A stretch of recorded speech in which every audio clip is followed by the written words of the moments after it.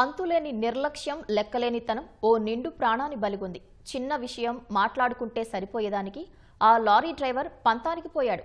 అడ్డగించి బుద్ధి చెబుదామనుకున్న వ్యక్తిని అడ్డంగా తొక్కించి చంపేశాడు. ఓ కుటుంబానికి పెద్ద దిక్కును దూరం చేశాడు. చేసిన దారుణానికి ఆ లారీ డ్రైవర్ ఇప్పుడు జైలు ఊచలు లెక్కిస్తున్నాడు.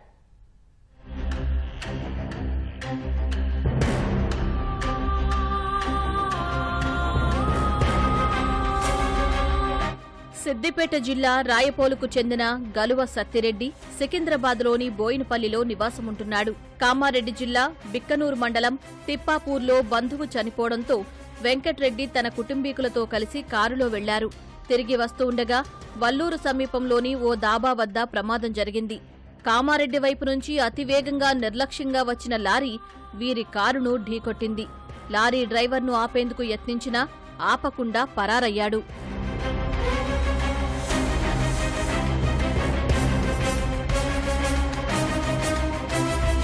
లారీ డ్రైవర్ చర్యతో సత్తిరెడ్డి, ఆయన సోదరుడు వెంకట్రెడ్డి కోపంతో ఊగిపోయారు.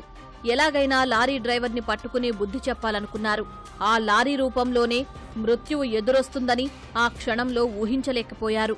కారులో వేగంగా వెళ్లి వల్లూరు దాటాక లారీని అడ్డగించారు. కారులో వెనకాల కూర్చున్న సత్తిరెడ్డి కారులో నుంచి దిగి లారీని ఆపేందుకు ప్రయత్నించాడు. కాని లారీ డ్రైవర్ మొయిన్ పంతం, నిర్లక్ష్యంతో లారీని వేగంగా నడిపాడు.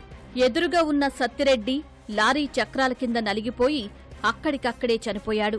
ఎంత జరిగినా డ్రైవర్ మొయిన్, క్లీనర్ హసీన్ ఏమాత్రం జాలి లేకుండా లారీతో సహా అక్కడ్నుంచి పరారయ్యారు.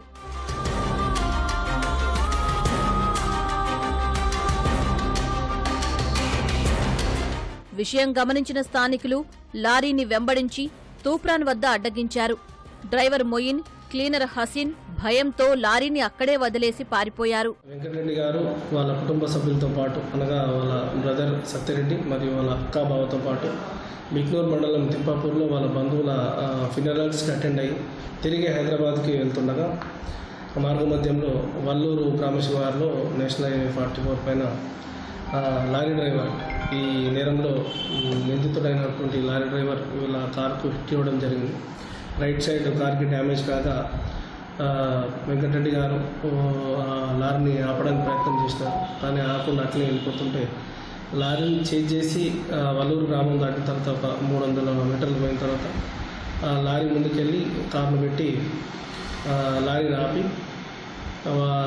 ఆపగా వాళ్ళ తమ్ముడు సత్తిరెడ్డి కారులోంచి దిగి లారీని డ్రైవర్ని దిగమని చెప్తుండగా లారీ డ్రైవర్ ఆపకుండా అతని పైనుంచి తీసుకెళ్తే చనిపోతాడని తెలిసి కూడా సత్తిరెడ్డికి హిట్ ఇచ్చి అక్కడ నుంచి పారిపోవడం జరిగింది. దాంతో ఆ సంఘటనలో సత్తిరెడ్డి అక్కడికక్కడే మృతి చెందడం జరిగింది. లారీని పట్టుకోవడం జరిగింది. అదేవిధంగా లారీ డ్రైవర్ మరియు క్లీనర్ని కూడా అదుపులోకి తీసుకొని రిమాండ్కు తరలించడం జరుగుతుంది. కేసులో భాగంగా లారీని కూడా సీజ్ చేసి కోర్టులో డిపాజిట్ చేయడం జరుగుతుంది. కారును ఢీకొట్టిపోతున్న లారీని ఆపేందుకు యత్నించి చనిపోయిన సత్తిరెడ్డికి భార్య, 2 ఏళ్ల కుమార్తె ఉన్నారు. సత్తిరెడ్డి చనిపోయిన విషయం తెలిసి కుటుంబ సభ్యులు శోకసంద్రంలో మునిగిపోయారు. ఘటనపై నార్సింగి పోలీస్ స్టేషన్లో కేసు నమోదైంది. దర్యాప్తు చేపట్టిన పోలీసులు లారీని సీజ్ చేసి 2 నిందితులను అదుపులోకి తీసుకున్నారు.